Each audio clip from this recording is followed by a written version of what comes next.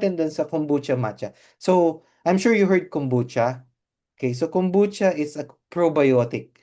So, type of probiotic. So, pag ginamit mo siya sa skin, it's a skin protector, tapos i-detoxify the skin.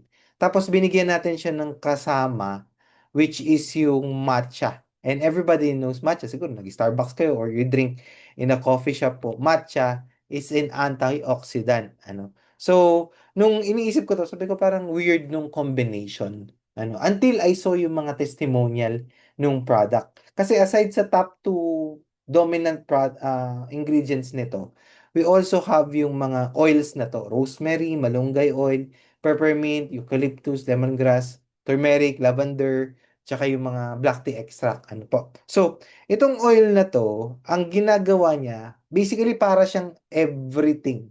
'Di ba ang Pinoy mahilig sa sa pahid-pahid, amoy-amoy? 'Di ba yung mga uso ngayon, yung mga katingko, yung Vicks, 'di ba? Lumaki tayo sa Vicks tayo.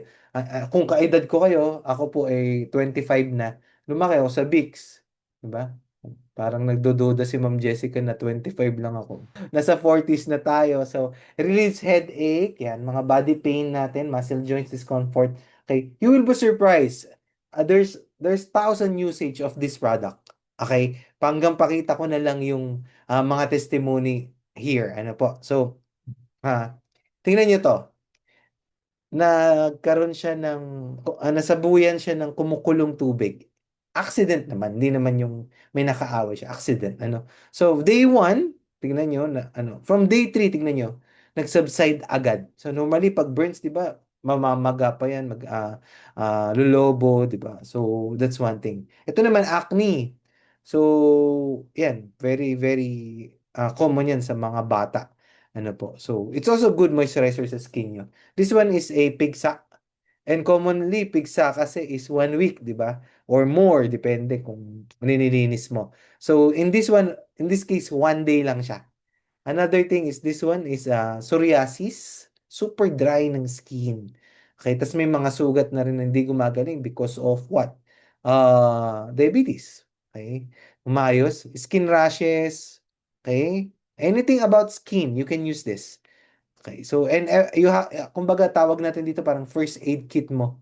Ano po? Ayan. Ito yung susunod. This is a graphic content. So, this one. Yung sugat na hindi gumagaling sa paa because of sugar problem, diabetes. Grabe. Nag-heal siya because of this oil.